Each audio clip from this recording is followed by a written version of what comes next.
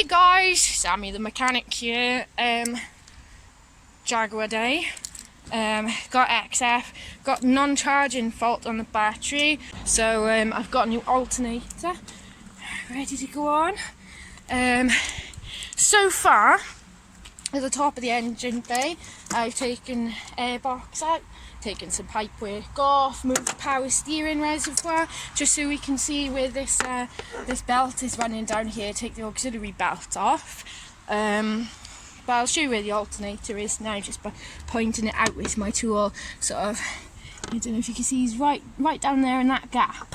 So in the meantime now, I've jacked him up, took a wheel off and the cover underneath just to get some better access for pulling the unit out.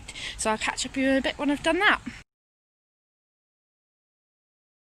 Putting the new one back in. There's two locating bolts at the bottom and one that goes in the front at the top above the pulley. We've got one little simple connector on the back and obviously the big positive bolt. There's absolutely no way of getting the alternator out through this gap though. I tried everything, told all the covers off. You have to just move the fan, you have to take some of the radiator up at the front, buy yourself some more wig room, take all the hoses off, sacrifice a little coolant, but then I wish I'd done that straight away because it's turned into a long job because I tried taking other shortcuts. I should have just been dumping the coolant. But that's where we are. I'll catch up with you in a little bit to show you what I've done with the engine bay. Hello, looking a little bedraggled, but I thought I'd just come out up top. We'll have a look what's going on with here. So, what I'm doing is getting that top alternator bolt now. But I'll, so there's the pulley for the, I can't see nothing. Pulley for the new alternator. Pulley for the new alternator. Situation was as this. We had to take, well, there's quite a lot of bits taken off it. This hole here was where I dragged it up to. All of this radiator had to be lifted, shoved across out the way. Obviously all the airbox and everything out. So just a lot of coolant mess really. Oh, I knew there was something I needed to tell you. Right, what you want to do is you want to get for, oh hello Papa. Can you pull that socket off? What you need to do is not, this is a wobble head, but you'll need to get a square drive for the tensioner. Hello. Right, so I got on with the day, cracked on with some stuff, and I realised I was filming a video about the alternator, wasn't I? There's a couple of little things.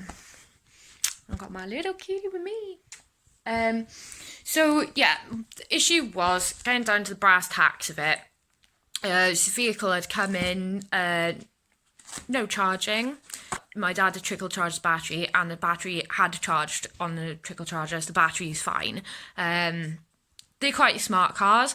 It's 2012 Jag XF, so it's got quite good technology. It's going to tell you the difference between a flat battery and an alternator fault.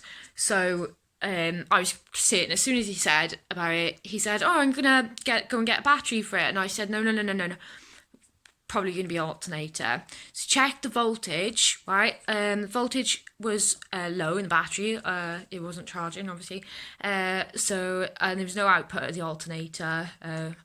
Not what were you looking for out the back of the alternator is a charging voltage of 14.7. So especially imagine you load it up with other systems, it's going to run out of power pretty quick. He'd gone and got the job priced up for anybody who's Jag owner. Gone and got the job priced up at a few different garages. The part itself, which you get onto parts now, just so you'll be aware of, have we got any specific writing on it? Is that in focus?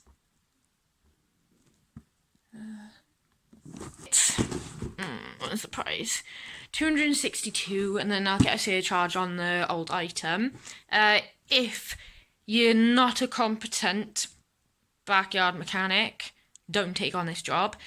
You might end up breaking something in the car that you don't want to break. Something I know a chap who, the guy my dad wanted to get to do it at the garage. He was going to charge him about 500 or something pounds for this job.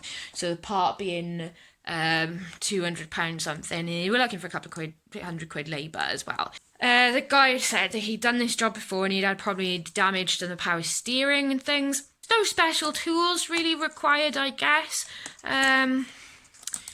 Just a lot. You'll have a lot of scratches all over your arms and hands after it. It's a tight end fitting engine bay. My dad was saying today that they get 5 litre in that engine bay as well. I was like, what, 5 litre? It's not a room. Glad he didn't buy one of those instead. Glad it was the 3 litre diesel. And as promised, well, got these pictures and I'll put them in the end of this little clip here. Yeah, that was it. I'd say it's the sort of job, it wouldn't have been too much of a problem in a garage, on a ramp, with all the tools to hand, and auto data and things like this. It's not the simplest of jobs, but very much doable if you're a competent mechanic. Okay, so that's it for today's video. I'm going to go and get myself into the bath. And if I get up to any more car fixing adventures, I will let you guys know. I'm trying to film the stuff I do these days. I have to go now because I'm getting attacked by a kitten.